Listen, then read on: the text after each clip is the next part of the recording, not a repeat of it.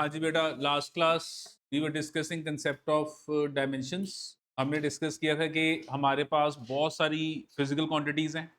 हमने उसको ब्रेक कर दिया into two. One is fundamental, another is drive. Total fundamental quantities हमारे पास 7 है। कौन कौन सी है बेटा बोलो? Mass, length, time, temperature, current, luminous intensity and quantity of matter और अमाउंट ऑफ सब्सटेंस। ठीक है जी। तो ये 7 क्वांटिटीज हैं। बाकी सारी क्वांटिटीज इन पे क्या कर रही है? डिपेंड कर रही है। तो हमारी जो ड्राइव्ड क्वांटिटीज हैं वो फंडामेंटल के ऊपर कैसे डिपेंड कर रही हैं, ये जो स्टडी है इसको हम क्या कहते हैं? डायमेंशंस। और हमने लास्ट क्लास में कुछ फॉर्मूले किए थे, कुछ क्वांटिटीज की थी जिनके हमने डायमेंशंस लर्न की थी।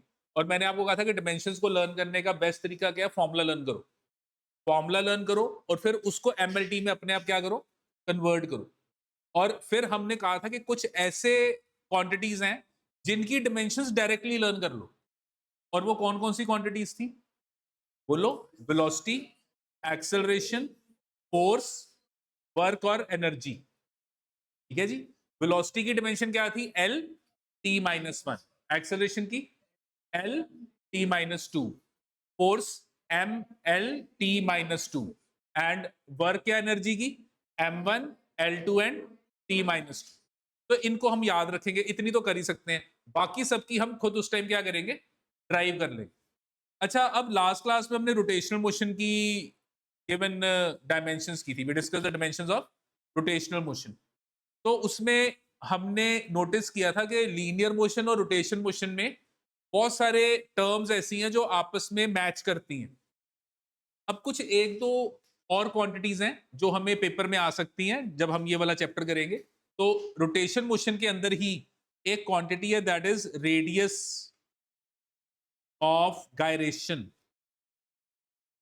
तो हमारे पास एक क्वांटिटी है, इसको हम क्या कहते हैं?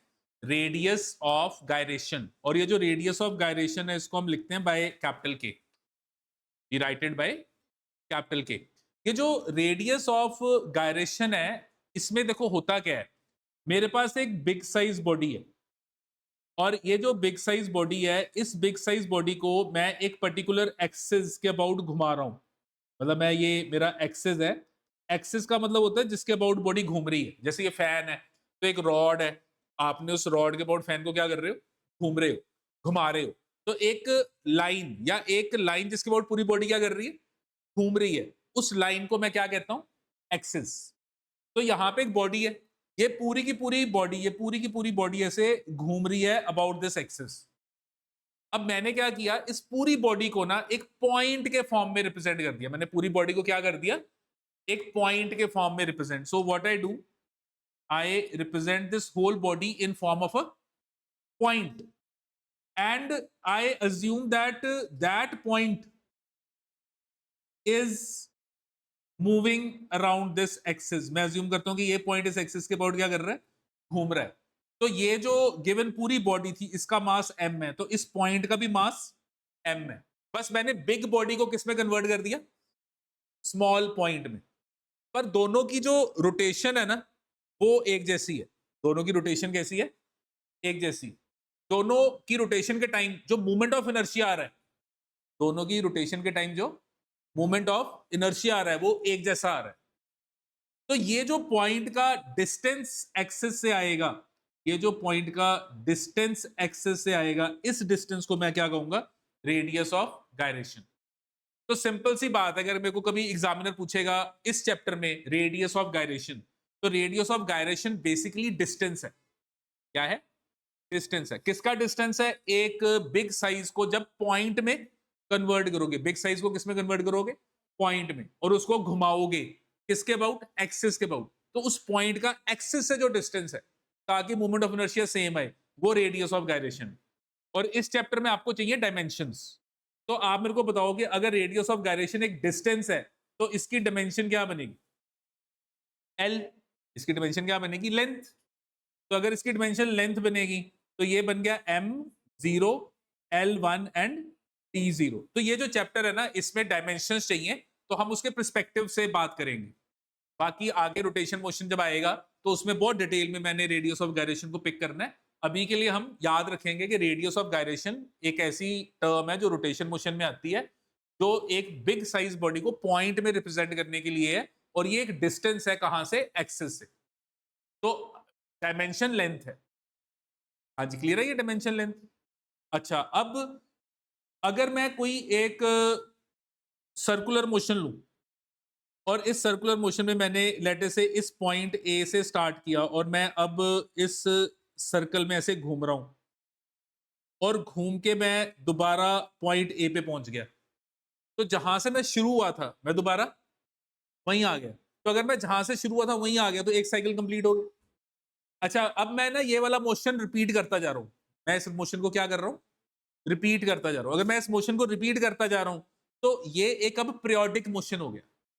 क्या हो गया, पीरियोडिक। पीरियोडिक मोशन जो बार बार बार बार बार बार अपने आप को क्या करता है, रिपीट करता है। तो any motion which keeps on repeating itself in regular interval of time, that motion is known as periodic motion. और जब आप पीरियोडिक मोशन पढ़ते हो तो इसमें होता क्या है, साइकिल्स बनते हैं, मतलब पूरा एक कंप्लीट साइकिल बनता है, और उस पूरे साइकिल को कंप्लीट करने में जो टाइम लगता है उसको हम कहते हैं टाइम पीरियड। क्या कहते हैं, टाइम पीरियड। तो what is time period, time period is the time taken to complete one cycle. तो time period is the time taken to complete one cycle. इसको मैं कैपिटल टी से रिप्रेजेंट करता हूं। तो बता सकते हो इसकी डिमेंशन क्या बनेगी, बोलो। It is the time taken to complete one cycle. तो टी, टाइम, टाइम वाली डिमेंशन बनेगी। Time is a fundamental quantity, और ये क्या है, ये भी टाइम ही है पर एक पर्टिकुलर टाइम है। कौन सा टाइम, एक पूरा साइकिल कंप्लीट करने वाला टाइम। तो इसकी डिमेंशन क्या बनेगी, m0, l0 एंड t1। तो टाइम पीरियड की ये डिमेंशन। देखो पता है क्या है, अभी ना बस कल मैंने न्यूमेरिकल क्वेश्चन कराने शुरू कर देने हैं। उसमें ना आपको जब क्वेश्चंस आएंगे तो वहां पर वर्ड्स लिखे होंगे, और फिर आपने उन वर्ड से डिमेंशन बनानी है। और एग्जामिनर वर्ड सिंपल नहीं लिखेगा, वो थोड़ा ना घुमा के वर्ड लिखेगा। जैसे हो गया टाइम पीरियड, वेवलेंथ, फ्रीक्वेंसी, ऐसे वर्ड यूज करेगा। तो आपको वर्ड्स की डिमेंशन अगर नहीं पता तो क्वेश्चन नहीं सॉल्व होगा। क्वेश्चन तभी सॉल्व होगा अगर आपको उन सब गिवन क्वांटिटीज की डायमेंशंस पता है। We need to remember the dimensions, and to remember the dimensions we need to remember the formulas. तो मेरे पास अब जब ये घूम रही है बॉडी, तो ये एक साइकिल कंप्लीट हो गया, दो साइकिल कंप्लीट हो गया, तीन cycle. How many cycles it will complete in 1 second, that is known as frequency. तो क्या कहते हैं, frequency. Number of cycles completed in 1 second is known as frequency. तो हमारे पास जो नेक्स्ट टर्म आई वो आ गई फ्रीक्वेंसी। और फ्रीक्वेंसी को हम ऐसे ही ये सिंबल से रिप्रेजेंट करते हैं। इस सिंबल को हम NU, न्यू कहते हैं। तो फ्रीक्वेंसी को हम जनरली इस सिंबल से, न्यू सिंबल से रिप्रेजेंट करते हैं। और ये जो फ्रीक्वेंसी है, this is reciprocal of time period. तो फ्रीक्वेंसी जो है वो रेसिप्रोकल ऑफ टाइम पीरियड। अब पेन एक ही है, नहीं अगर एक है तो ले आओ वहां से, पढ़े हैं पेन है आपके पास। तो अगर मैं आपको कहूंगा बेटा इसकी डिमेंशन बनाओ, तो बनाओ जरा डिमेंशन t-1। तो इसकी जो डायमेंशन बनेगी वो बन गई m0, l0 एंड t की पावर ऊपर लिख दी, तो ये क्या हो गया t-1। तो this is m0, l0 and t-1। This is the dimension of frequency. हाँ जी, क्लियर है जी। तो ये हमारे पास फ्रीक्वेंसी की डिमेंशन आ गई। अच्छा, अब हमारे पास जो नेक्स्ट है वो है कि जब ये गिवन साइकिल बार बार बार बार रिपीट हो रहा है, तो इसमें क्या होता है कि जो पीरियोडिक मोशन होते हैं वो अलग अलग टाइप के होते हैं। तो one of the periodic motion is a wave motion. जो वेव मोशन है वो भी एक पीरियोडिक मोशन का ही टाइप है। इसमें आप क्या नोटिस करते हो कि पार्टिकल जो है वो periodically to and fro move कर रहा है, ऑसिलेट कर रहा है। तो इसमें क्या होता है, टू एंड फ्रो मोशन होता है, और ये भी एक पीरियोडिक टाइप मोशन होता है। तो अगर मैं एक वेव मोशन की बात करूं, जैसे मेरे पास एक वेव ट्रेवल कर रही है, तो इस वेव के अंदर आप क्या नोटिस करोगे कि ये क्रेस्ट है, ये क्या है, ट्रफ। अच्छा, ये जो क्रेस्ट है, ट्रफ है, अगर मैं यहाँ पे distance between two consecutive crest लूं, क्या बनेगा ये, वेवलेंथ। क्या बनेगा, वेवलेंथ। तो इस चीज को मैं लेमडा वेवलेंथ कहता हूं। इस चीज को हम लेमडा से रिप्रेजेंट करते हैं, that is wavelength. And what is wavelength? Wavelength is the distance between two consecutive crest. अच्छा, इसका मतलब ये क्या है, डिस्टेंस। ये क्या है? Distance between two consecutive crest, तो ये क्या है? Distance L। तो इसकी जो डिमेंशन बनेगी वो क्या बनेगी? m0, L1 and T0। बिल्कुल सही। तो इसकी जो आपके पास गिवन डायमेंशन बनेगी दैट इज L। ऐसे ही अब मेरे पास एक वर्ड आ गया wave number, wave number, and it is reciprocal of wavelength. Wave number है वो क्या है? Reciprocal of wavelength. साथ साथ में फॉर्मूले बोलो भी ताकि याद हो, और घर जाके इसको लिखना भी है, दोबारा अपने हाथ से लिखना है। तो वेव नंबर क्या बनेगा बताओ बेटा, इसकी डिमेंशन क्या बनेगी? m0, L-1 and T0। तो ये हमारे पास गिवन डिमेंशन बन गई। किसकी डिमेंशन बन गई? वेव नंबर की डिमेंशन। अच्छा, अब यहां पर ना ये जो गिवन आपके पास देखो ये आ रही है लेंथ, इसको हम कहते हैं मैक्सिमम डिस्प्लेसमेंट, और इस मैक्सिमम डिस्प्लेसमेंट को हम बोलते हैं एम्पलीट्यूड। क्या कहते हैं? एम्पलीट्यूड। तो मेरे पास वर्ड आ गया amplitude, and amplitude is maximum displacement. अच्छा, मैक्सिमम डिस्प्लेसमेंट मतलब ये भी लेंथ होगी। Maximum displacement is length. तो इसकी जो डिमेंशन बनी वो होगी m0, L1 एंड T0। तो ये हो गया m0, L1 एंड T0। हाँ जी, ठीक है जी, यहां तक क्लियर है सबको? ठीक है। अब हम डायमेंशंस करेंगे ऑफ इलास्टिसिटी। देखो अब ना हमने इलास्टिसिटी की डायमेंशंस करनी है। अब इलास्टिसिटी बेसिकली है क्या? इलास्टिसिटी एक प्रॉपर्टी है जिसमें आप क्या करते हो, एक बॉडी है उसके ऊपर ना बाहर से फोर्स लगाते हो, उसके अंदर डिफॉर्मिटी लाते हो। जैसे मेरे पास ये बॉडी है, अब मैंने क्या किया, इस बॉडी को ऐसे खींचा। अब खींचने पे बॉडी की लेंथ को मैंने क्या किया? चेंज कर दिया। अब मैं अगर जो मैं फोर्स लगा रहा हूं अपने हाथ से, इसको लगाना बंद कर दूं, ये देखो मैं ऐसे फोर्स लगानी बंद कर दूं, तो बॉडी दोबारा अपनी शेप को क्या कर रही है? रीगेन कर रही है। मैंने ये पकड़ा, इसको खींचा, अब मैंने खींचना छोड़ दिया तो बॉडी ने अपनी शेप को फिर दोबारा क्या किया? रीगेन। मैंने पकड़ा, खींचा, बॉडी की लेंथ बढ़ गई, मैंने छोड़ा तो बॉडी ने अपनी शेप को रीगेन कर लिया। ये जो बॉडी की प्रॉपर्टी है अपनी शेप को रीगेन करने की, इस प्रॉपर्टी को हम क्या कहते हैं? Elasticity. This property is known as elasticity. अब इस प्रॉपर्टी के साथ रिलेटेड हमें पेपर में कुछ क्वांटिटीज आएंगी जिनकी डायमेंशंस हमें पता होनी चाहिए। अच्छा, अब एग्जामिनर पता है वो ना क्या करेगा? गेम खेलेगा, अलग अलग वर्ड्स बोलेगा। अब यहाँ पे क्या है कि इलास्टिसिटी को जब हम पढ़ते हैं तो हमारे पास ना, जैसे देखो एक बॉडी है जिसमें ना मैं लेंथ को चेंज कर रहा हूँ, एक बॉडी है जिसमें ना मैं वॉल्यूम को चेंज कर रहा हूँ, एक बॉडी है जिसमें मैंने क्या किया, मैंने इस बॉडी के अंदर एक एंगुलर ट्विस्ट जनरेट किया। जैसे ये देखो, ये मेरे पास ऐसे अगर मैं लूं और इसको अगर मैं ऐसे करूं, बेंड करके छोड़ूं, ये देखो दोबारा इसने अपनी शेप को क्या किया? रिगेन कर दिया। देखो इधर गया, फिर इधर आया, फिर इसने अपनी शेप को रीगेन। इलास्टिसिटी। पर ये वाली जो देखो पहले क्या था, मैंने ऐसे पकड़ा और छोड़ा, तो यहां पे सिर्फ लेंथ चेंज हो रही है। अगर मैं इस वाले केस में देखूं, मैंने देखो इसको ऐसे करके छोड़ा, तो जब ये इसको मैंने देखा तो ये एंगल बना रहा था, देखो बना रहा था ना एंगल, और फिर ये घूम के फिर दोबारा उधर आ गया, क्योंकि बॉडी चाहती है कि अपनी शेप को क्या करे? रीगेन। और मैंने इस बॉडी की जो ओरिजिनल लेंथ थी उसके रिस्पेक्टिवली इसको ऐसे टिल्ट किया, और टिल्ट करके जब छोड़ा तो बॉडी अपनी शेप को क्या करना चाहती है? रीगेन करना चाहती है। पर आपने ना बॉडी को अलग अलग तरीके से यहाँ पे ट्रीट किया। एक बॉडी की लेंथ में चेंज लेके आए हो, एक बॉडी के अंदर थोड़ा एंगुलर ट्विस्ट लेके आए हो, और एक है कि आपने बॉडी का क्या चेंज किया? वॉल्यूम। तो यहाँ पे देखो मेरे पास ये बॉडी है, लेट अस से इसकी ओरिजिनल लेंथ है, ये बॉडी की क्या है? Original length. और मैंने इस बॉडी को यहां से पकड़ के ऐसे खींचा, तो मैंने इसकी लेंथ को क्या किया? चेंज। तो मैंने इसके अंदर ना इसकी कॉन्फ़िगरेशन को बदला। क्या बदला? कॉन्फ़िगरेशन। वो जो चेंज इन कॉन्फ़िगरेशन है ओवर ओरिजिनल कॉन्फ़िगरेशन, इसको हम कहते हैं स्ट्रेन। क्या कहते हैं? स्ट्रेन का मतलब है change in configuration over original configuration. पर कॉन्फ़िगरेशन का जो चेंज है वो आप दो तीन तरीके से लेके आ सकते हो। एक, ये लेंथ वाइज चेंज आ गया। दूसरा,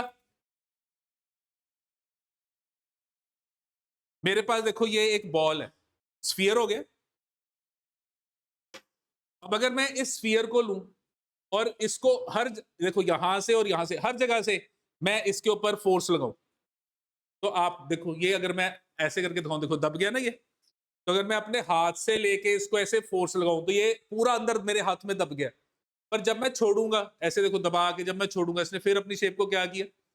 ठीक है, मैं अब इस पे ना ऐसे प्रेशर डाल रहा हूं, क्या कर रहा हूं, प्रेशर। और जब मैं इस पे प्रेशर डाल रहा हूं तो ऐसे प्रेशर डालने से, हर जगह फोर्स लगाने से इसकी शेप चेंज हो रही है, ठीक है। और फिर जब मैं रिलीज कर रहा हूं तो ये अपनी शेप को दोबारा से क्या कर रहा है, रीगेन कर, रीगेन कर। यहां पे मेरे पास देखो ये एक गिवन स्केल है, ये देखो ये स्केल, ये अभी ऐसे वर्टिकल है। मैंने क्या किया, इसको ऐसे देखो, एंगुलर ट्विस्ट, वर्टिकल से मैंने इसका क्या कर दिया, इसको टर्न कर दिया, एंगुलर डिस्प्लेसमेंट आ गई। अब जब मैं छोड़ूंगा तो इसने दोबारा अपनी शेप को क्या कर लिया, रीगेन। तो यहां पर ना मैं बॉडी के अंदर क्या कर रहा हूं, स्ट्रेन लेके आ रहा हूं। स्ट्रेन का मतलब इसकी कॉन्फ़िगरेशन में चेंज लेके आ रहा हूं, and that change in configuration over original configuration is known as strain. और हो क्या रहा है, बॉडी के अंदर स्ट्रेन के कारण, जब मैं स्ट्रेन लेके आता हूं तो बॉडी के अंदर एक रिस्टोरिंग फोर्स आती है। बॉडी के अंदर क्या आती है, एक रिस्टोरिंग फोर्स। रिस्टोरिंग फोर्स क्यों आती है, क्योंकि ये जो बॉडी है ना, ये सारी बॉडी एटम्स की बनी हुई है, और ये बॉडी के जो एटम्स है राइट नाउ वो इक्विलिब्रियम में है, वो आराम से बैठे हुए हैं, वो कह रहे हैं यार हम खुश हैं, हम जैसे हमें वैसे रहने दो। आपने बाहर से आके लिया पंगा, उसको छेड़ दिया, तो जब आपने छेड़ा तो एटम कहते हैं नहीं यार हम जैसे थे हम वैसे रहना चाहते हैं। तो उस चक्कर में उन्होंने अपने अंदर क्या की, एक रिस्टोरिंग फोर्स जनरेट की। वो जो रिस्टोरिंग फोर्स जनरेट की, वो चाहती है कि दोबारा बॉडी उसी शेप में आ जाए जिस शेप में बॉडी पहले थी। और वो जो रिस्टोरिंग फोर्स आ रही है, ये जो रिस्टोरिंग फोर्स आ रही है वो एक पर्टिकुलर एरिया पे लगेगी, and that restoring force per area is known as stress. उस रिस्टोरिंग फोर्स पर एरिया को क्या कहते हैं, स्ट्रेस। तो यहां पे दो वर्ड्स आ गए, कौन से दो वर्ड आ गए, एक स्ट्रेन और दूसरा क्या आ गया, स्ट्रेस। एक आ गया स्ट्रेन और दूसरा क्या आ गया, स्ट्रेस। तो दोनों को समझते हैं। मेरे पास देखो ये एक रॉड है, इस रॉड का मैंने ये एक जो एंड है इसको मैंने कर दिया फिक्स, इस एंड को मैंने कर दिया फिक्स। और ये जो मैं देख रहा हूं ये रॉड की ओरिजिनल लेंथ है, ये जो लेंथ है ये रॉड की क्या है, ओरिजिनल लेंथ। और मैंने क्या किया, ये जो दूसरा जो ओपन एंड है, ये वाला जो इसका फ्री एंड है, ये जो फ्री एंड है लेटे से इस फ्री एंड का जो एरिया है वो एरिया लेटे से है ए, इस जगह का एरिया क्या है, ए। और मैंने क्या किया, ये जो एरिया ए है इसके ऊपर मैंने बाहर से लगाई फोर्स। यहां पे मैंने क्या किया, बाहर से क्या लगाई, फोर्स। और ये जो फोर्स मैंने लगाई, इस फोर्स से मैंने इसको खींचा, जैसे मैंने पीछे जब ऐसे खींचा था तो लेंथ में क्या आया, चेंज। तो ये जो मैं देख रहा हूं ये क्या है, ये मेरा चेंज इन लेंथ है, ये मेरी वो चेंज इन लेंथ है, ठीक है। और ये जो चेंज इन लेंथ मैं नोटिस कर रहा हूं ओवर ओरिजिनल लेंथ, इसको हम कहते हैं strain, change in configuration over original configuration.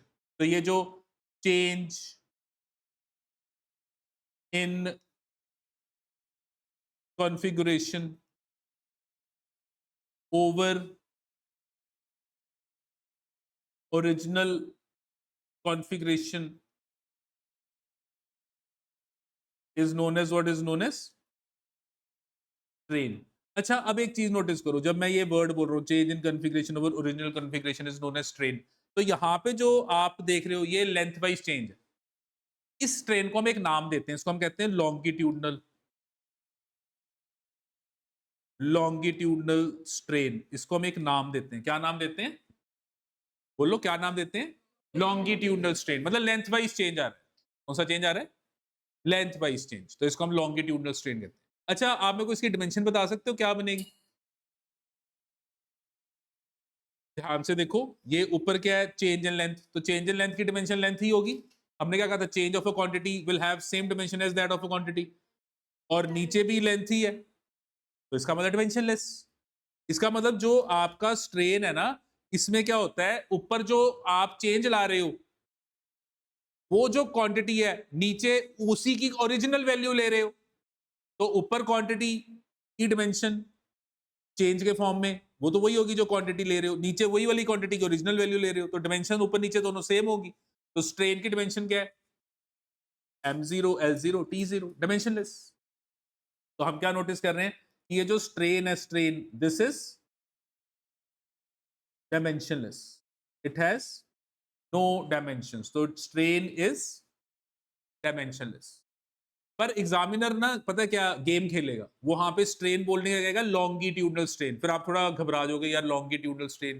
तो लॉन्गिट्यूडनल स्ट्रेन कुछ नहीं है, यहाँ पे वो जो स्ट्रेन आप लेके आ रहे हो जिसमें लेंथ वाइज चेंज हो रहा है उसको हम क्या बोलेंगे, लॉन्गिट्यूडनल स्ट्रेन। ऐसे ही ये मेरे पास स्फीयर है, और इस स्फीयर के ऊपर मैंने हर हर डायरेक्शन से क्या की, फोर्स लगाई, ऐसे फोर्स लगाई, और जब मैंने ये फोर्स लगाई तो this force per unit area, तो जो फोर्स लगा रहा हूँ force per unit area, that is known as pressure. मैंने हर जगह से इस पे क्या लगाया, प्रेशर। इसका मैंने यहाँ पे मैंने प्रेशर को इंक्रीज किया, मैंने यहाँ पे प्रेशर बढ़ा दिया, और जब प्रेशर बढ़ाया तो बॉडी अंदर की तरफ चलेगी, तो इसका वॉल्यूम क्या कर गया, चेंज कर गया। तो now this change in volume over original volume is volumetric strain.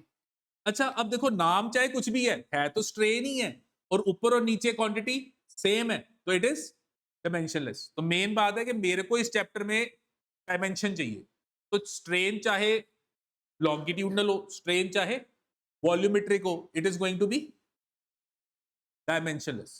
और अब मेरे पास देखो जैसे ये एक क्यूब है, तो इस क्यूब का नीचे वाला एंड मैंने कर दिया फिक्स, इसको कर दिया फिक्स, और ये जो क्यूब का ये जो ऊपर वाला पोर्शन है, ये वाला, ये जो टॉप पोर्शन है, इस पे मैंने लगाई फोर्स। तो इस टॉप पोर्शन पे मैंने क्या की, मैंने इस टॉप पोर्शन पे ऐसे फोर्स लगाई, ये फोर्स लगाई, और वो जो फोर्स लगाई वो मैंने ये पूरा जो एरिया आप देख रहे हो ये वाले पूरे एरिया पे लगाई। तो मैंने इस पूरे एरिया पे क्या की, फोर्स लगाई। इससे क्या हुआ, नीचे वाला पोर्शन तो फिक्स है, वो तो हिलेगा नहीं, पर ऊपर वाला पोर्शन आगे चला गया, और जब ऊपर वाला पोर्शन आगे गया तो ये आपकी आर्म्स के बीच में क्या बना, एंगल। ये क्या बना, एंगल। और इस एंगल को हम कहते हैं शेयरिंग, तो हम कहते हैं शेयरिंग स्ट्रेन। अच्छा आपको पता है एंगल भी जब आप लेते हो वो भी डायमेंशनलेस होता है, m0 l0 एंड t0 पढ़ा है ना हमने, इट इज डायमेंशनलेस। तो यहाँ पे चाहे कोई भी टाइप ऑफ स्ट्रेन हो, कोई भी टाइप ऑफ स्ट्रेन हो, मेरा जो गिवन क्वांटिटी है ट्रेन, वो क्या रहना है, डायमेंशनलेस। तो चाहे लॉन्गिट्यूडनल हो, चाहे वॉल्यूमेट्रिक हो, चाहे शेयरिंग स्ट्रेन हो, तीनों का जो गिवन डायमेंशन है वो क्या है, m0 l0 एंड t0। ये बात समझ में आ रही क्या कह रहे हैं हम, हाँ जी क्लियर है ये, ठीक है। अच्छा अब यहां पर जब मैं ये पर्टिकुलर गिवन अरेंजमेंट ले रहा हूं, तो इस पर्टिकुलर अरेंजमेंट के अंदर मैंने क्या कहा कि जब मैं स्ट्रेन लेके आता हूं, मैंने इस बॉडी को डिस्टर्ब किया, तो आप क्या नोटिस करोगे कि अपने आप बॉडी के अंदर एक फोर्स डेवलप होगी जो बॉडी को वापस लेके आना चाहती, बैक लेके आना चाहती। जैसे आपने ये फोर्स लगाई, तो बॉडी के अंदर ऑटोमेटिक एक फोर्स डेवलप होगी जो बॉडी को क्या लेके आना चाहती है, बैक लेके आना चाहती है। इसी को इलास्टिसिटी कहते हैं। अगर ये फोर्स नहीं आई ना तो इलास्टिसिटी नहीं होगी, अगर ये फोर्स नहीं आई ना तो इलास्टिसिटी नहीं होगी। इलास्टिसिटी तब होती है जब आप बाहर से फोर्स लगाते हो, या आपने बाहर से फोर्स लगाई, या आपने बाहर से फोर्स लगाई, और आपके बाहर से फोर्स लगाने पे अंदर एक फोर्स आती है, और वो अंदर वाली फोर्स बॉडी को बैक लेके आना चाहती है। और ये जो अंदर फोर्स आ रही है डिवाइडेड बाय दिस एरिया, ये वाली जो फोर्स आ रही है डिवाइडेड बाय दिस एरिया, इसको हम कहते हैं स्ट्रेस। क्या कहते हैं, स्ट्रेस। तो stress is restoring force per unit area. तो मेरे पास यहां पर जब मैं बॉडी में स्ट्रेन लेके आता हूं, क्या लेके आता हूं, स्ट्रेन, तो बॉडी के अंदर एक और मैं फिनोमिना ऑब्जर्व करता हूं, और वो फिनोमिना क्या है कि बॉडी में क्या क्या आता है, स्ट्रेस। पर वो सिर्फ तब आता है जब बॉडी इलास्टिक है, अगर बॉडी इलास्टिक नहीं है तो उसमें ये स्ट्रेस डेवलप नहीं होगा। और ये जो स्ट्रेस है this is restoring force per unit area. अच्छा restoring force per unit area, तो इसका मतलब ये क्या हो गया, फोर्स ओवर एरिया। फोर्स क्या बना, m1 l1 and t-2, area is l2, तो इसकी डिमेंशन क्या बन गई, m1 l-1 एंड t-2। अच्छा ये देखी डिमेंशन पहले कभी, ये आपकी डिमेंशन वही है जो किसकी थी, प्रेशर की। तो प्रेशर की एंड स्ट्रेस की दोनों की डिमेंशन क्या है, एक जैसी है। जो प्रेशर की डिमेंशन थी वही किसकी आ रही है, स्ट्रेस। अच्छा, यहां पर मेरे पास ना जब मैं स्ट्रेस को पढ़ूंगा तो एग्जामिनर कभी कभी ना मेरे को स्ट्रेस के साथ ना थोड़ा सा आगे नाम दे देगा। एक नॉर्मल स्ट्रेस और दूसरा टेंजेंशियल स्ट्रेस। एक आ गया हमारे पास नॉर्मल स्ट्रेस और एक क्या आ गया हमारे पास, टेंजेंशियल। अब देखो टेंजेंशियल एंड नॉर्मल, जब आपकी फोर्स गिवन एरिया के परपेंडिकुलर हो, जब आपकी फोर्स गिवन एरिया के क्या हो, परपेंडिकुलर, उसको नॉर्मल कहते हैं। नॉर्मल मतलब परपेंडिकुलर। और जब आपकी फोर्स गिवन एरिया के अलोंग हो, फोर्स गिवन एरिया के पैरेलल हो, पैरेलल मतलब अलोंग हो, तो उस फोर्स को क्या कहते हैं, टेंजेंशियल फोर्स। तो डिपेंडिंग ऑन के परपेंडिकुलर फोर्स आ रही है तो नॉर्मल, अगर अलोंग आ रही है तो फिर tangential, and that divide by area is stress. ठीक है जी। अब यहां पे हमने एक बात नोटिस की कि फॉर इलास्टिक बॉडीज, अगर मैं इलास्टिक बॉडीज की बात करूं, फॉर इलास्टिक बॉडीज स्ट्रेस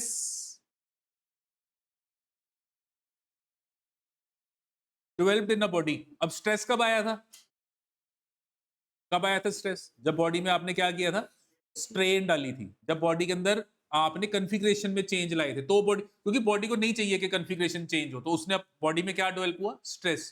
तो जो स्ट्रेस आया वो स्ट्रेन के डायरेक्टली प्रोपोर्शनल, स्ट्रेन के क्या है, डायरेक्टली प्रोपोर्शनल। मतलब जितना ज्यादा आप बॉडी में स्ट्रेन लेके आओगे उतना ही ज्यादा बॉडी में क्या डेवलप होगा, स्ट्रेस, प्रोवाइडेड बॉडी क्या हो, इलास्टिक, प्रोवाइडेड बॉडी क्या हो, इलास्टिक। देखो कभी कभी पता क्या होगा, आप बॉडी को खींचोगे और उसकी लेंथ बड़ी रह जाएगी, वापस नहीं आएगी बॉडी, खींचा और वैसी की वैसी लेंथ रहेगी, तो वो बॉडी इलास्टिक नहीं है, वो प्लास्टिक है। प्लास्टिक का मतलब कि अब उसके अंदर रिस्टोरिंग फोर्स नहीं आई, डिफॉर्म हो गई बॉडी। क्या होगी, डिफॉर्म। आपने बॉडी को पकड़ा, आपने रॉड पकड़ी, ऐसे बेंड कर दी, वो मुड़ गई, अब मुड़ी हुई है, वो डिफॉर्म हो गई है, छोड़ा, अभी वो डिफॉर्म्ड ही है, तो फिर दैट इज प्लास्टिक बॉडी। उसके अंदर वो बॉडी जो है वो इलास्टिक नहीं है, वो अपनी इलास्टिसिटी को खो चुकी है, वो अपनी इलास्टिसिटी को क्या कर गई है, वो अपनी इलास्टिसिटी को लूज कर चुकी है।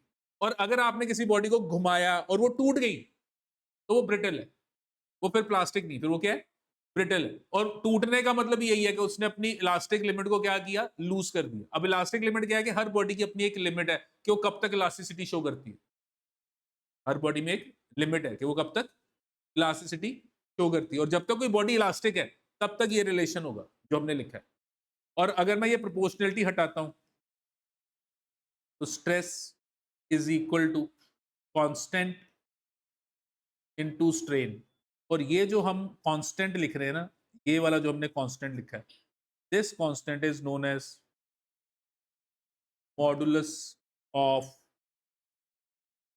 इलास्टिसिटी। तो हम क्या कहते हैं, मॉडुलस ऑफ इलास्टिसिटी, और we call it as coefficient of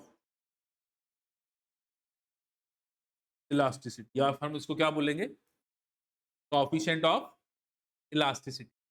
तो अगर मैं आपको कहूंगे बेटा what is modulus of elasticity, तो आप कहोगे sir it is the ratio of stress over strain. तो स्ट्रेस और स्ट्रेन को अगर मैं डिवाइड करूं तो मेरे को क्या मिल जाएगा, मॉडुलस ऑफ इलास्टिसिटी। ये वर्ड्स का ध्यान रखना है, पेपर में एग्जामिनर ने ये डालने हैं वर्ड्स, क्योंकि उसने आपको सोखा क्वेश्चन नहीं देना, उसने क्वेश्चन थोड़ा घुमा के देना। ठीक है, तो ये जो modulus of elasticity, stress over strain, तो स्ट्रेस की डिमेंशन क्या थी, m1 l-1 and t-2, and strain was dimensionless. तो इसकी जो डिमेंशन है वो सिंपली क्या होगी, m1 l-1 एंड t-2। अच्छा, it is same as that of stress, same as that of pressure. तो मॉडुलस ऑफ इलास्टिसिटी, ये जो मॉडुलस ऑफ इलास्टिसिटी या कोएफिशिएंट ऑफ इलास्टिसिटी है, इसकी जो डिमेंशन है, ये डिमेंशन किसके साथ रिजेंबल करेगी, स्ट्रेस के साथ। किसके साथ रिजेंबल करेगी, प्रेशर के साथ। पर रट्टा मारोगे तो काम नहीं चलेगा, फॉर्मूला याद होगा तो याद रह जाएगा कि हाँ यार नीचे स्ट्रेन है, तो जो स्ट्रेस की डिमेंशन है वही इसकी डिमेंशन। अच्छा, अब ना ये जो मॉडुलस ऑफ इलास्टिसिटी है ना, इसके तीन टाइप्स हैं। एक टाइप है यंग्स मॉडुलस, तो हम लिखते हैं वाई। तो एक टाइप है कौन सा, यंग्स मॉडुलस। दूसरा जो टाइप है दैट इज बल्क मॉडुलस। दूसरा टाइप है उसको हम क्या कहते हैं, बल्क मॉडुलस। और जो तीसरा यहां पे है that is modulus of rigidity, that is modulus of rigidity. ठीक है जी। अब यहां पे ना आपको थोड़ा सा समझना पड़ेगा कि ये तीनों जो है ना, है ये मॉडुलस ऑफ इलास्टिसिटी ही है। बस फर्क सिर्फ ये है कि पीछे मैंने क्या कहा था, तीन टाइप के स्ट्रेन किए थे ना मैंने। ये जो है इसमें लॉन्गिट्यूडनल स्ट्रेन होता है, लेंथ वाइज चेंज होता है। इसमें वॉल्यूमेट्रिक स्ट्रेन होता है, इसमें वॉल्यूम वाइज चेंज होता है। और इसके अंदर बॉडी के अंदर वो एंगुलर ट्विस्ट आता है। तो ये बॉडी तीन तरीके से आपने बॉडी में स्ट्रेन डाला था, तीन तरीके से स्ट्रेन डालने पे तीन अलग अलग इलास्टिसिटी आ रही है। उन तीन अलग अलग इलास्टिसिटी के अलग अलग नाम रखे हुए हैं, लेकिन है वो सब मॉडुलस ऑफ इलास्टिसिटी। तो इन सब की डिमेंशन क्या है, सेम। इन सब की डिमेंशन वही बनेगी, इन सब की जो डिमेंशन बनेगी ये वही बनेगी जो किसकी डिमेंशन बन रही है, आपकी मॉडुलस ऑफ इलास्टिसिटी की डिमेंशन बन। हाँ जी, क्लियर है ये बात, समझ में आ रहा है? ठीक है। और फिर एक और हमारे पास समटाइम्स एक वर्ड आया था, कंप्रेसिबिलिटी। कोई चीज कितनी कंप्रेसिबल है उसको कंप्रेसिबिलिटी कहते हैं। और कंप्रेसिबिलिटी जो है that is reciprocal of bulk modulus. Compressibility क्या है, it is reciprocal of bulk modulus. And if it is reciprocal of bulk modulus तो इसकी डिमेंशन क्या बनेगी? तो इसकी डिमेंशन देखो, बल्क मॉडुलस की डिमेंशन क्या थी, m1 l-1 t-2। तो कंप्रेसिबिलिटी की डिमेंशन बन गई m-1 l1 एंड t2। तो जो ऊपर जाके जो पॉजिटिव पावर थी वो नेगेटिव होगी, जो नेगेटिव पावर है वो पॉजिटिव होगी। तो ये ना एग्जामिनर अगर कभी थोड़ा टफ क्वेश्चन डालना चाहता है तो ये डाल दे कि कंप्रेसिबिलिटी। तो कंप्रेसिबिलिटी क्या है, रेसिप्रोकल ऑफ बल्क मॉडुलस। हाँ जी, क्लियर है, ये समझ में आ रहा है? अब मेरे पास देखो एक ना स्प्रिंग है, ये मेरे पास एक स्प्रिंग है और ये स्प्रिंग अभी अपनी ओरिजिनल लेंथ पे है। ओरिजिनल लेंथ का मतलब अभी इसके अंदर कोई रिस्टोरिंग फोर्स नहीं है, आराम से पड़ा हुआ है। मैंने क्या किया, इस स्प्रिंग को ना एक ब्लॉक के साथ जोड़ दिया, ब्लॉक के साथ अटैच कर दिया। और अब ना मैंने इस पर्टिकुलर पोजीशन से, जहां पे ये पूरा रेस्ट पे आराम से पड़ा हुआ है, इस पोजीशन से मैंने इस स्प्रिंग को खींचा, ब्लॉक को मैं आगे लेके गया। कि मैं ब्लॉक को आगे लेके गया तो मैंने क्या किया, मैं इसको ऐसे खींचा, मैं इसको आगे लेके गया। तो मैं इसको आगे लेके गया बाय एक्स। तो एक्स क्या होगी स्प्रिंग में, इलोंगेशन। एक्स क्या होगी, इलोंगेशन। इसके कारण क्या हुआ, आपको पता है कि जब आप एक इलास्टिक बॉडी को खींचते हो तो उसके अंदर क्या आती है, एक रिस्टोरिंग फोर्स। तो इस स्प्रिंग के अंदर एक फोर्स आई, स्प्रिंग के अंदर क्या आई, एक फोर्स। और वो फोर्स क्या चाहती है कि ये ब्लॉक दोबारा क्या करे, अपनी जगह पे। ये ब्लॉक को कहेगा वापस आ, ब्लॉक को क्या कहेगा, बैक आ। और ये जो फोर्स है, ये जो फोर्स है, ये जो आपने डिस्प्लेसमेंट प्रोड्यूस की है इसके डायरेक्टली प्रोपोर्शनल। और डायरेक्शन दोनों की क्या है, ऑपोजिट। ये देखो डायरेक्शन क्या है, ऑपोजिट। जिधर को डिस्प्लेसमेंट करोगे फोर्स उसके ऑपोजिट आएगी, जितनी ज्यादा डिस्प्लेसमेंट करोगे फोर्स उतनी ज्यादा आएगी। और जब आप इसको ओरिजिनल लेंथ पे ले आए, जब आप इसको ओरिजिनल लेंथ पे ले आए तो फोर्स भी क्या होगी, जीरो। मतलब ये फोर्स सिर्फ तभी लगेगी जब आप इसको ओरिजिनल लेंथ से थोड़ा खींचोगे। तो यहां पर ये जो प्रोपोर्शनैलिटी है, जब हम इसको हटाते हैं तो हमारे पास कांस्टेंट आता है। और इस कांस्टेंट को हम कहते हैं फोर्स कांस्टेंट, या इसको हम कहते हैं स्प्रिंग कांस्टेंट। जी क्या कहते हैं, फोर्स कांस्टेंट, या क्या कहते हैं, स्प्रिंग कांस्टेंट। और ये फॉर्मूला पता लग गया फोर्स कांस्टेंट या स्प्रिंग कांस्टेंट का, कि it is what F equal to k x. और अगर मैं आपको कहूं कि बेटा के की डिमेंशन निकालो, बोलो क्या बनेगी, बताओ बेटा। हाँ जी ट्राई करो। एफ हमने कहा था लर्न करना है, क्या था, M L T minus two. X की क्या बनेगी, एक्स क्या है, आपने बॉडी को कितना खींचा, लेंथ, तो एक्स क्या हो गया, लेंथ। तो ये डिमेंशन क्या बन गई, m1 l0 and t minus to. और ये भी एक इंपॉर्टेंट डायमेंशन है, क्योंकि जनरली ये ना वर्ड्स आते हैं पेपर में, क्योंकि फोर्स तो सब लर्न कर लेते हैं, पर एग्जामिनर फोर्स की जगह क्या बोल देगा, फोर्स कांस्टेंट। फोर्स की जगह क्या बोल देगा, फोर्स कांस्टेंट। तो अलग चीज है, फोर्स कांस्टेंट अलग है, it is force per unit length. पर ये समझ में आ गया कैसे लेंथ आया। अब हमने लास्ट क्लास में जब रोटेशन मोशन किया था, तो उसमें हमने कहा था कि force can be replaced by torque in rotation, and angular and your linear distance or linear displacement is replaced by angular displacement। ये हमने लास्ट क्लास में डिस्कस किया। तो ये जो F है इससे क्या मिल गया, टॉर्क, इस X से क्या मिल गया, थीटा। तो अगर मैं अब ध्यान से देखूं और मैं यहां पे ये टॉर्क प्रोपोर्शनलिटी साइन हटाऊं, तो ये प्रोपोर्शनलिटी साइन हटाने पे मेरे को ये जो C मिल रहा है, this C is known as torsion constant।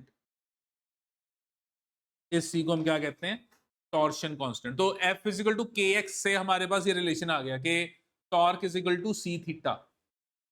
F equal to k x से हमारे पास रिलेशन आ गया कि torque equal to C into theta. फिर C क्या है, हाँ जी क्या है C, टॉर्शन, टॉर्शन कांस्टेंट। क्या है, टॉर्शन कांस्टेंट। और ये टॉर्शन कांस्टेंट जो है इसकी डिमेंशन क्या बनेगी, टॉर्क ओवर थीटा।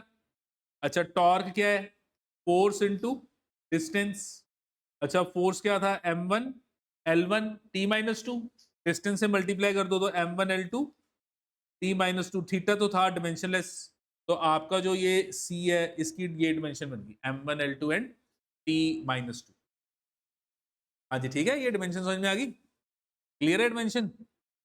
हाँ जी ठीक है जी, समझ में आ रहा है क्या कर रहे हैं।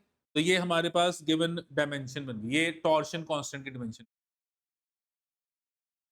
तो इंपॉर्टेंट है, ये सब वर्ड्स इंपॉर्टेंट है। अब ना फ्लूइड्स जो होते हैं, फ्लूइड होता है एनीथिंग व्हिच कैन फ्लो, कोई भी चीज जो फ्लो करती है उसको हम फ्लूइड कहते हैं।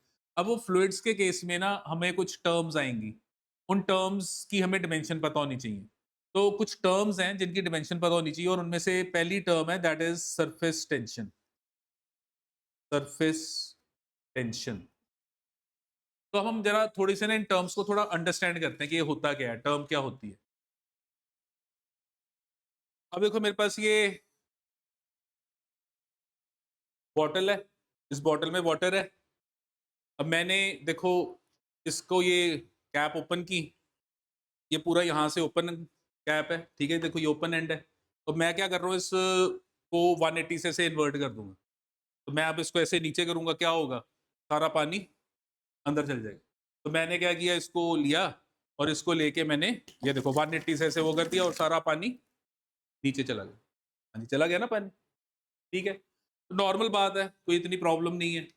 अच्छा अब क्या हुआ, अब मैंने क्या किया, मैंने एक और बॉटल ली। अब ये जो मैंने बॉटल ली ना, इसमें मैंने थोड़ा सा स्पेशल काम किया, मैंने यहाँ पर ये मैश लगा दी। है तो ये भी ओपन नहीं है अभी, ये देखो इसमें से ये देखो पानी निकल रहा है, ये रोक नहीं रहा पानी को। ये देखो मैं इसमें, ये देखो इसमें मैंने ये देखो मैं पानी डाल रहा हूँ, देखो नीचे आ रहा है ना पानी, देखो ये बॉटल भर रही है, दिख रहा है ना बॉटल भर रही है, देखो। हाँ जी ठीक है, तो कहने का मतलब है कि इसमें से पानी निकल रहा है, पानी जा रहा है, सब कुछ हो रहा है, ठीक है। अब मैं वही काम करूंगा जो मैंने इस बॉटल के साथ किया था, सेम यही चीज मैं इसके साथ करूँ। अच्छा जब मैं करूंगा ना तो देखना क्या होगा, क्योंकि देखो बेसिकली जब मैं करूंगा ना, अगर उसके बाद मैं बोलूंगा तो मेरा हाथ हिलेगा, क्योंकि बोल रहा हूं तो मेरा बॉडी में वाइब्रेशन हो रही है, तो मेरा हाथ थोड़ा हिलेगा। तो हिलने से क्या होगा, ये पानी फिर गिर जाएगा। तो मैं बोलूंगा नहीं, मैं चुप रहूंगा। तो मैं जब इसको घुमाऊंगा तो आप क्या नोटिस करोगे, जब मैं इसको पूरा 180 से घुमा दूंगा तो ये जो वाटर है ये गिरना बंद हो जाएगा। और मेरा थोड़ा सा भी अगर हाथ शेक हुआ, थोड़ा सा मेरा हाथ वाइब्रेट हुआ, तो इसमें से ना थोड़ा सा पानी निकलेगा। पर ध्यान से देखना कि जब वो निकलेगा ना, तो आप नोटिस करना कि यहाँ पे बबल बनेगा, एयर अंदर को जाएगी। अच्छा, एयर अगर अंदर को जाएगी इसका मतलब साफ है कि जब मेरा हाथ नहीं हिल रहा था तब एयर अंदर नहीं जा पा रही थी। जब मेरा हाथ नहीं हिल रहा था तो एयर अंदर नहीं जा पा रही, थोड़ा सा मेरा हाथ हिला तो एयर को रास्ता मिल गया अंदर जाने के लिए। ठीक है, तो ये जरा ध्यान से देखना, मैं अब इसको ऐसे इन्वर्ट करता हूं। हाँ जी, क्या नजर आ रहा है?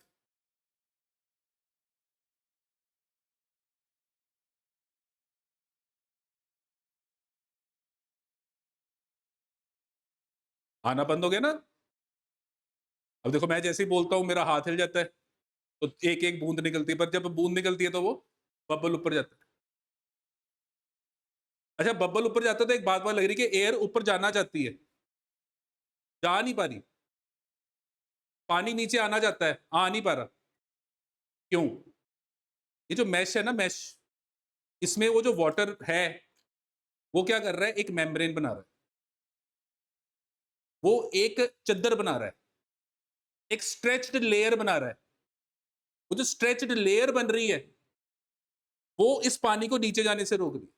एयर ऊपर आना चाहता है, पानी नीचे, पर वो लेयर जो है बीच में, वो जो वाटर की लेयर है, मेरा हाथ हिल रहा है तो वो लेयर ब्रेक हो रही है।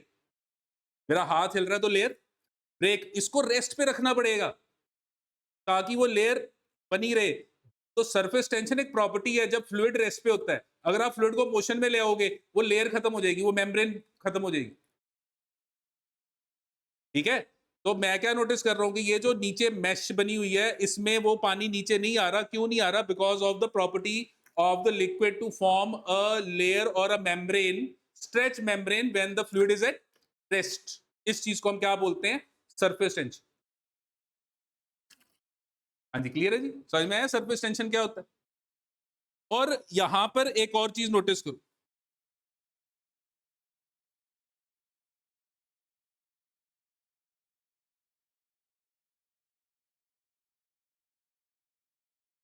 अब बचपन में सबने वो फूक मार मार के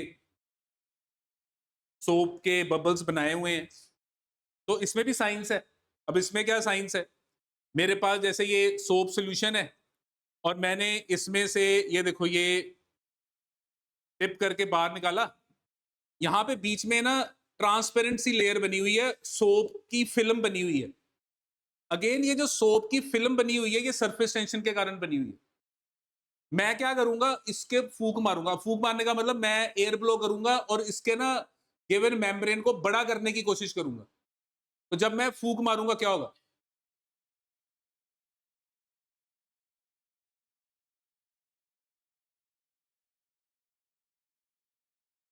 तो देखो, जब मैंने फूक मारी तो क्या हुआ? बबल्स बने। तो ये जो बबल बन रहे हैं ये बेसिकली क्या है? ये जो बबल घूम रहे हैं ये बेसिकली क्या है? बबल्स। ये मैंने ये जो गिवन मेम्ब्रेन है इसको बड़ा करने की कोशिश की। मेम्ब्रेन को क्या किया? बड़ा करने की। देखो, मैंने बेसिकली इसको ऐसे डिप किया, डिप करके मैंने बाहर निकाला, सोप सॉल्यूशन बना। मेम्ब्रेन को क्या करने की कोशिश की? बड़ा। और ध्यान से देखो कितने सारे बबल बने, कोई छोटा बन रहा है कोई बड़ा बन रहा है, पर सबकी शेप क्या बन रही है? स्फेरिकल। सबकी शेप स्फेरिकल बन रही है। अब ऐसा क्यों? सबकी शेप स्फेरिकल क्यों बन रही है? क्योंकि ये सरफेस टेंशन की प्रॉपर्टी है। और सरफेस टेंशन जो है ना, ये बेसिकली चाहता है कि गिवन वॉल्यूम में इसका एरिया कम हो। सरफेस टेंशन जब हम आगे पढ़ेंगे हम नोटिस करेंगे कि जो मेम्ब्रेन बन रही है ये मेम्ब्रेन चाहती है कि ये मिनिमम एरिया एक्वायर करे। And for a given volume जो मिनिमम एरिया है that is for a sphere. हमने पढ़ा हुआ है मैथ्स में कि फॉर अ गिवन वॉल्यूम, अगर मेरे पास एक गिवन वॉल्यूम है, मैंने 50 सेंटीमीटर क्यूब वॉल्यूम ले लिया, उस वॉल्यूम के लिए वो वॉल्यूम का मैंने एक क्यूब बनाया, उस वॉल्यूम का मैंने एक सिलेंडर बनाया, उस वॉल्यूम का मैंने एक कोन बनाया, उस वॉल्यूम का मैंने स्फीयर बनाया, उन सब का मैं एरिया निकाल रहा हूं, तो सबसे कम एरिया जो आएगा वो किसका आएगा? एक स्फीयर का। सबसे कम एरिया किसका आएगा? एक स्फीयर का। तो ये जो मेम्ब्रेन बन रही है ये एक स्ट्रेच मेम्ब्रेन है जो चाहती है कि मिनिमम एरिया एक्वायर करे। तो for a given volume minimum area is of a sphere. इसी के कारण यहां पे जो शेप बन रही है वो क्या बन रही है? स्फेरिकल बन रही है। हाँ जी, क्लियर है ये? तो जब हम आगे जाके ये सब हमने डिटेल में डिस्कस करना है, जब हम सरफेस टेंशन को बहुत डिटेल में डिस्कस करेंगे तो हम थोड़ी और एक्सपेरिमेंट्स करके दिखाएंगे। जब हम सरफेस टेंशन को डिटेल में आगे जाके डिस्कस करेंगे, थोड़े और एक्सपेरिमेंट करके दिखाएंगे ताकि पिक्चर और क्लियर हो। पर अभी के लिए मेरे को जो मेन चीज चाहिए वो क्या चाहिए, डायमेंशंस। तो मैं डायमेंशंस के अकॉर्डिंगली अभी इसको हम सिर्फ इसलिए करेंगे हमें पता लगे कि हम कर क्या रहे हैं। नहीं तो कोई sir tension force, surface tension force over length, sir हम तो पागल हो गए, ये क्या हो रहा है। तो ये जो क्वांटिटीज है ना, इनका अगर हमें पिक्चर क्लियर होगी क्या है, तो इनको लर्न करना भी हमारे लिए थोड़ा इजी है। तो यहां पे देखो सरफेस टेंशन में आपने क्या नोटिस किया था कि एक मेम्ब्रेन बनी, ठीक है। वो जो मेम्ब्रेन है वो एक स्ट्रेच्ड लेयर के फॉर्म में है। और यहाँ पे हमने क्या नोटिस किया था कि वो जो स्ट्रेच्ड लेयर थी वो कोशिश कर रही थी कि वो वाटर नीचे ना जाए और वो एयर ऊपर ना जाए। और वो जो मेम्ब्रेन बनी है वो वाटर के उन मॉलिक्यूल्स के कारण बनी है जो रेस्ट पे है। तो it is the property of fluid at rest, and this is equal to your force per unit length. वो जो मैश है ना, मैश, उस मैश के जो सारे आप कॉर्नर, वो पूरे मैश का आप पेरीमीटर देख रहे हो, उस पूरे पेरीमीटर के लॉन्ग वो जो गिवन मेम्ब्रेन है, वो मेम्ब्रेन फोर्स लगा रही है। और वो जो सरफेस टेंशन है वो क्या है, फोर्स पर यूनिट लेंथ। तो ये सरफेस टेंशन जो है इसका मैथमेटिकल रिलेशन क्या है, फोर्स पर यूनिट लेंथ। और अगर force per unit length relation है तो क्या बनेगी डिमेंशन बताओ।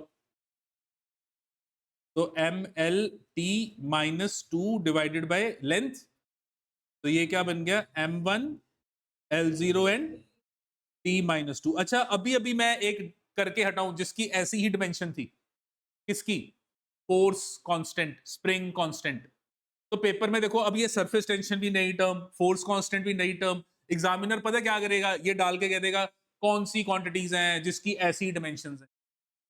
तो आपको याद रखना है कि सरफेस टेंशन की जो डिमेंशन है और जो मेरे पास गिवन फोर्स कांस्टेंट है उसकी जो डिमेंशन है वो क्या है, m1 l0 and t minus to. ऐसे हमारे पास एक टर्म है that is surface area, surface energy. Surface energy हमारे पास टर्म है दैट इज सरफेस एनर्जी। अब ये सरफेस एनर्जी क्या है, अगर आप नोटिस करो, ये अभी मैंने जब बबल्स बनाए थे, सोप के बबल बनाए थे, तो मैंने क्या किया था, मैंने एयर ब्लो की। मैंने पहले डिप किया, बाहर निकाला तो सोप की फिल्म बनी हुई थी। उस सोप की फिल्म पे मैंने वर्क किया, कैसे, मैंने एयर ब्लो की, वर्क किया। और जब मैंने एयर ब्लो की तो मेरे एयर ब्लो करने के कारण वो मेम्ब्रेन बड़ी हुई। और मैंने क्या कहा था कि मेम्ब्रेन की कोशिश है कि वो मिनिमम एरिया एक्वायर करे, तो मैं उसको बड़ा कर रहा हूं और वो कोशिश कर रही है कि उसका एरिया मिनिमम हो। तो उसने कौन सी शेप ले ली, स्फेरिकल शेप। अब ये जो मैंने उसके ऊपर वर्क किया, किस पे, उस मेम्ब्रेन के ऊपर, उसके कारण उस मेम्ब्रेन में एक एनर्जी स्टोर हुई जिसको हम क्या कहते हैं, सरफेस एनर्जी। और ये जो सरफेस एनर्जी है that is your energy stored पर यूनिट एरिया। उस एरिया को डेवलप करने के लिए मुझे वर्क करना पड़ा वहां पे, वो मेम्ब्रेन को बड़ा करने के लिए मुझे वर्क करना पड़ा, तो वहां पे एक एनर्जी आई। और वो एनर्जी पर यूनिट एरिया जो होती है, एनर्जी पर यूनिट एरिया, उसको क्या कहते हैं हम, क्या कहते हैं, सरफेस एनर्जी। और ये सब इंपॉर्टेंट टर्म्स हैं। और ये सरफेस एनर्जी, एनर्जी की डिमेंशन क्या थी, m1 l2 and t minus to, area is l2। तो ये बन गया m1 l0 and t minus two. तो ये सरफेस एनर्जी हमारी क्या बन गई, डायमेंशन। और ध्यान से देखो, surface tension, surface energy and force constant, सबकी डिमेंशन एक जैसी है। और ये सब टर्म्स आप अभी अभी पढ़ रहे हो। तो जनरल एग्जामिनर बड़ा शरारती है, वो क्या करेगा, वो कहेगा यार कोई नहीं, तेन थोड़े तेन लगे पता, तू 10वीं तो 11वीं च आया है, कितना पता लगेगा जे तेरे यूनिट टेस्ट ਦੇ बहुत थोड़े नंबर आएंगे, फिर तेन पता लगेगा कि मैं पढ़ना है। तो फिर वो जान बूझ के थोड़ा औखा पेपर पाएगा। औखे पेपर च कुछ नहीं होएगा, इदां ਦੀਆਂ टर्म्स होणगी। तो जे ਆਪਾਂ पहले ही पढ़ लांगे, ਸਾਡੇ पेपर च नंबर अच्छे आ जाएंगे, एग्जामिनर खुश होएगा, कहेगा वाह यार ये तो बच्चा कुछ करने वाला है। तो इस करके साथ में घर जाके ना, साथ में ही डायमेंशंस पढ़ लेनी है, सारे फॉर्मूले पढ़ के साथ साथ में डायमेंशन कर लेने हैं। हजे पार्टी वाली फीलिंग ना लियो, ठीक है, रोज रोज घर जाके पढ़ना है। अच्छा अब यहां तक क्लियर है जी, ये समझ में आ गया। सो अब नेक्स्ट हमारे पास एक और प्रॉपर्टी आ गई फ्लूइड की, that is property of viscosity.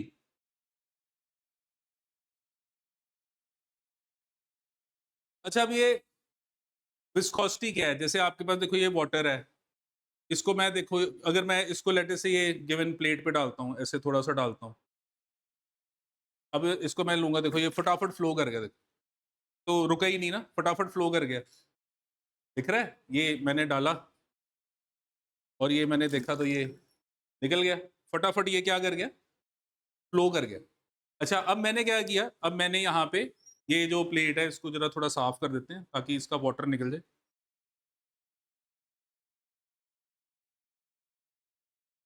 अब देखो ये मेरे पास हनी है, मैंने क्या लिया, हनी।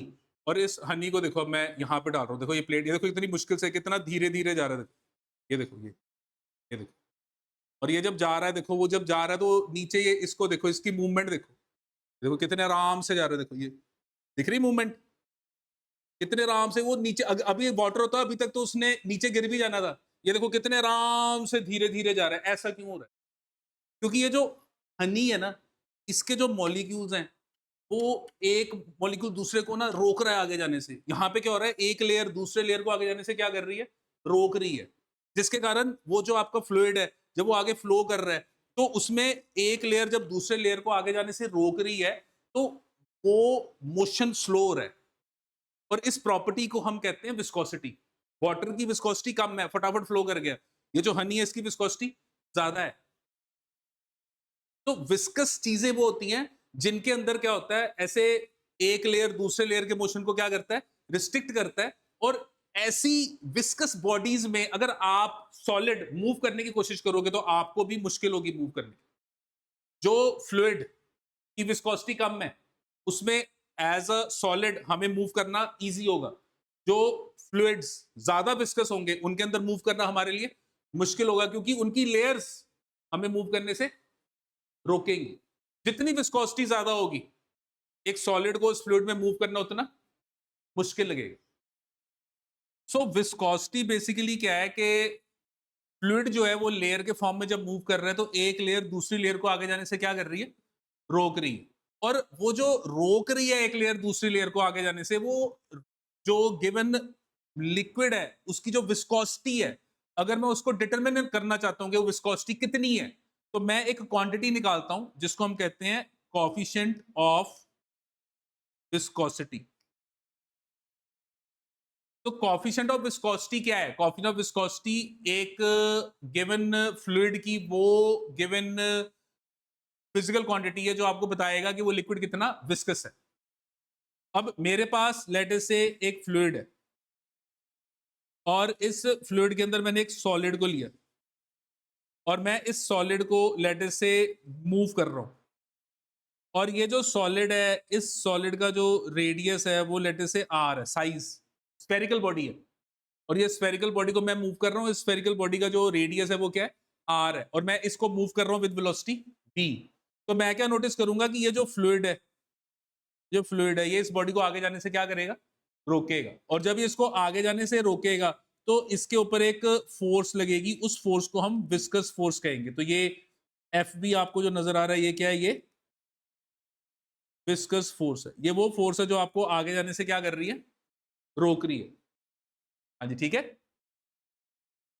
अब ये जो विस्कस फोर्स है, अगर मैं इस विस्कस फोर्स को स्टडी करूं तो मैं क्या नोटिस करता हूं कि this viscous force is directly proportional to your velocity of the body,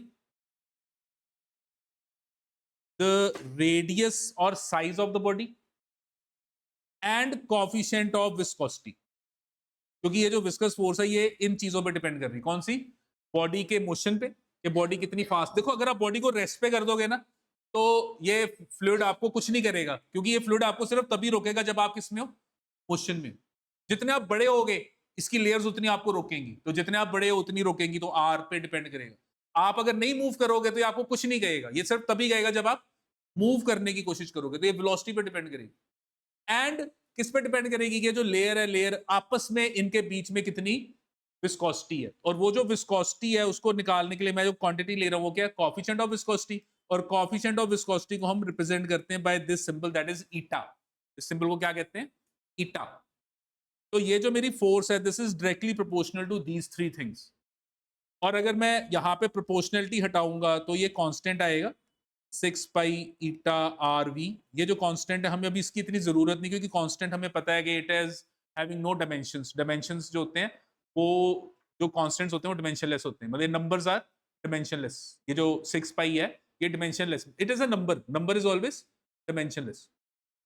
तो अब मेरे पास ये ईटा की डायमेंशन क्या बनी, हाँ जी, बना सकते हो बेटा, बनाओ। कोएफिशिएंट ऑफ विस्कोसिटी की डायमेंशन क्या बनी? That is F 6 pi r into v. तो फोर्स क्या आ गया? M1 L1 and T minus two, r क्या हो गया? L, V क्या आ गया? L T minus 1। हाँ जी, क्या बनी डायमेंशन बता सकते हो? M1 L minus 1 and T minus 1। तो ये हमारे पास कोएफिशिएंट ऑफ विस्कोसिटी की क्या आ गई? डायमेंशनल फॉर्मूले की वैल्यू। एंड ये जो आया ना, this is very very important, क्योंकि पक्का ये तो पक्का ही आएगा। कोएफिशिएंट ऑफ विस्कोसिटी वाले तो क्वेश्चन आएगा ही आएगा, जिसकी डायमेंशन हमें पता होनी चाहिए। M1 L minus 1 and T minus 1, इसको लर्न भी कर लो बेटर, क्योंकि आनी है डायमेंशन ये। ठीक है जी।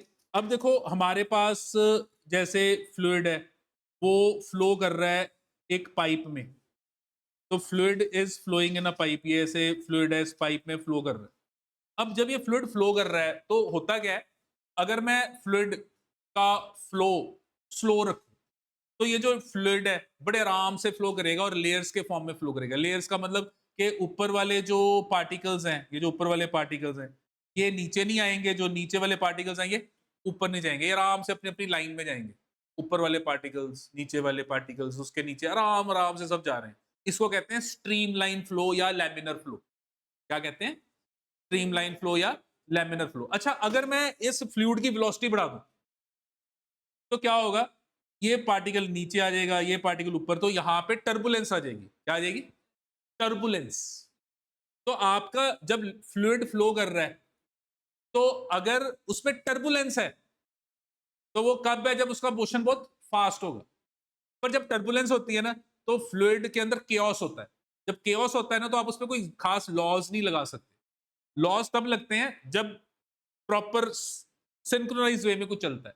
तो हमारे जो लॉज हैं, जब हम फ्लूइड को पढ़ते हैं, तो हम लॉज जनरली कब लगाते हैं? जब वो फ्लूइड किस में हो? लैमिनर फ्लो में हो, या कौन से फ्लो में हो? स्ट्रीमलाइन फ्लो में हो। टर्बुलेंस के टाइम हमारे लॉज ना इतने एप्लीकेबल नहीं रहते, तो इसलिए ना हम इस चीज को देखते हैं कि मेरा फ्लूइड राइट नो किस में है, लैमिनर फ्लो में है या टर्बुलेंट फ्लो में। और इस चीज को डिटरमिन करने के लिए रेनॉल्ड एक फिजिसिस्ट था, और उसने एक नंबर का कंसेप्ट निकाला था। उसने कहा था कि अगर फ्लूइड का रेनॉल्ड नंबर इतना आया तो वो लैमिनर फ्लो है, अगर फ्लूइड का रेनॉल्ड नंबर इतना आया तो वो टर्बुलेंट फ्लो है। तो वो रेनॉल्ड नंबर एक नंबर है जो रेनॉल्ड ने दिया, ताकि आप डिटरमिन कर सको कि आपका जो फ्लूइड है उसका फ्लो किस टाइप का है। तो उसको हम क्या कहते हैं? Reynold number. और ये जो रेनॉल्ड नंबर है, ये एक प्योर नंबर है। प्योर नंबर मतलब जस्ट एक नंबर है जो आपको बताएगा कि आपका गिवन फ्लो किस टाइप का है। कुछ ग्रुप ऑफ नंबर्स हैं, उनको देख के पता चल जाता है कि फ्लो कैसा है। वो हम जब ये चैप्टर करेंगे डिटेल में तब डिस्कस करेंगे। पर अभी के लिए क्या याद रखना है इस चैप्टर में? डायमेंशंस। तो ये क्या है? नंबर। नंबर मतलब न्यूमेरिकल वैल्यू, और न्यूमेरिकल वैल्यू की डायमेंशंस नहीं होती। तो इसकी अगर डायमेंशन लिखने को आ जाए तो वो क्या है? M0 L0 and T0। तो Reynold number is dimensionless. Reynold number is dimensionless. हाँ जी, क्लियर है। सो हमने ऑलमोस्ट डायमेंशंस कर ली हैं, मेन मेन। एक अब हमारी रह गई है, दैट इज फिजिकल कांस्टेंट्स और यूनिवर्सल कांस्टेंट्स। तो हम वो फिजिकल कांस्टेंट और यूनिवर्सल कांस्टेंट कल स्टार्ट करेंगे, और उसके बाद फिर हम न्यूमेरिकल्स पे आ जाएंगे कि हम इसको कहाँ अप्लाई करेंगे। ठीक है जी। पर बेटा घर जाके ना अब ये सारी डायमेंशंस लर्न करनी है। मेरे को कल जब आपने आना है ना, तो जितनी डायमेंशंस मैंने अभी तक डिस्कस की हैं वो सब आपको पता होनी चाहिए। ठीक है, पढ़ के आओ, और अगर उसमें से कोई डाउट है तो फिर आप पूछ लो।